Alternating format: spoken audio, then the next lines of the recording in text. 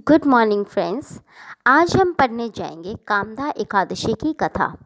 युधिष्ठिर जी बोले, वासुदेव आपको नमस्कार है। कृपया आप यह बताइए कि चैत्र शुक्ल पक्ष में किस नाम की एकादशी होती है।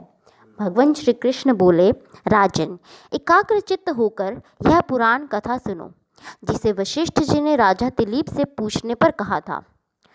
दिलीप ने पूछा, भगवान मैं एक बात सुनना चाहता हूँ। चैत्र मास के शुक्ल पक्ष में किस नाम की एकादशी होती है। वशिष्ठ जी बोले, राजन चैत्र शुक्ल पक्ष में कामदा नाम की एकादशी होती है। वह परम पुण्यमयी है। पाप रूपी ईंधन के लिए तो वह दावानल ही है। प्राचीन काल की बात है। नागपुर नाम का एक बहुत सुंदर नगर था, जहाँ सोने के महल बने हुए थे।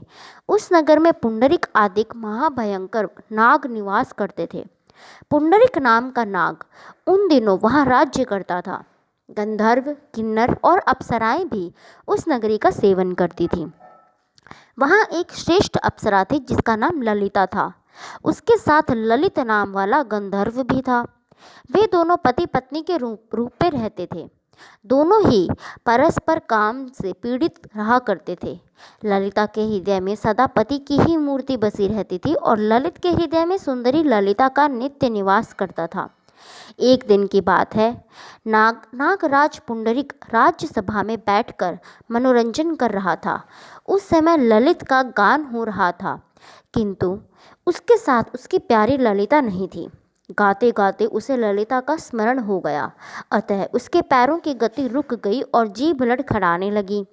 नागों में श्रेष्ठ करकोकट को ललित के मन का संताप ज्ञात हो गया, अतः उसने राजा पुंडरिक को उसके पैरों की गति रुकने और गान में त्रुटि होने की बात बता दी। करकोटक की बात सुनकर नागराज पुंडरिक की आंखें क्रोध से लाल हो गई। उसने गाते हुए कामातुर ललित को शाप दिया, दुर्बुद्धे तू मेरे सामने गान करते समय भी पत्नी के वशीभूत हो गया, इसलिए राक्षस हो जा। महाराज पुंडरिक के इतना कहते ही वह गंधर्व राक्षस हो गया। भयंकर मुख, विकराल आंखें और देखने मात्र से भय उपजाने वाला रूप, ऐसा राक्षस होकर वह कर्म का फल भोगने लगा। ललिता अपने पति की विकराल आकृति देख मन ही मन बहुत चिंतित हुई। भारी दुख से वह कष्ट पाने लगी। सोचने लगी, क्या करूं, कहाँ जाऊं, मेरे पति पाप से कष्ट पा रहे हैं। वह रोती हुई घने जंगलों में पति के पीछे पीछे घूमने लगी। वन में उसे एक सुंदर आश्रम दिखाई दिया, जहाँ एक मुनि शांत बैठे थे। किसी भी प्राणी के साथ उनका वैर विरोध नहीं था। ललिता शीघ्रता के साथ वहां गई और मुनि को प्रणाम करके उनके सामने खड़ी हो गई। मुनि बड़े दयालु थे। उस दुखनी को देखकर वे इस प्रकार बोले, शुभे तुम कौन हो, कहाँ से आई हो, मेरे सामने सच सच बताओ। ललिता ने कहा, महामुने, वीर धनवा नाम वाले एक गंधर्व हैं। मैं उन्हीं महात्मा की पुत्री हूँ। मेरा नाम ललिता है। मेरे स्वामी अपने पाप दोष के कारण राक्षस हो गए हैं। उनकी यह अवस्था देखकर मुझे चैन नहीं है। ब्राह्मण, इस समय मेरा जो कर्तव्य हो वह बताइए। विप्रवर, जिस पुण्य के द्वारा मेरे पति राक्षस भाव से छुटकारा पा सकें, जितना उपदेश दीजिए।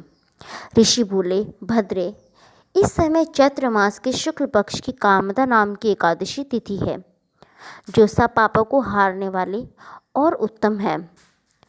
तुम उसी का विधि पूर्वक व्रत करो और इस व्रत का जो पुण्य हो उसे अपने स्वामी को दे डालो।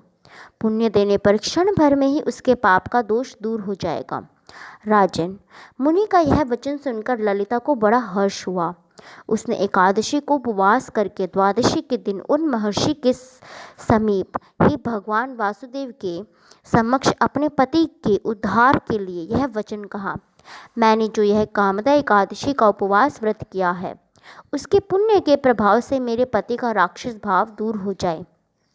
वशिष्ठ जी कहते हैं, ललिता के इतना कहते ही उसी क्षण ललित का पाप दूर हो गया। उसने दिव्य देह धारण कर लिया। राक्षस भाव चला गया और पुनः गंधर्वत्व की प्राप्ति हुई।